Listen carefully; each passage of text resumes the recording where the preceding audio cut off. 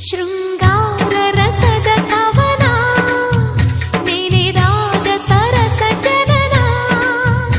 ಅನುರಾಗ ಆಸೆಗಳಿಗೆ ಎದೆಯಲ್ಲಿ ಧಿರನ ಧಿರನ ಕನಸೆಲ್ಲ ಮನನ ಶುಭವಾದ ಶಕುನ ಜಗಮರೆಯವರ ತಂದೆನ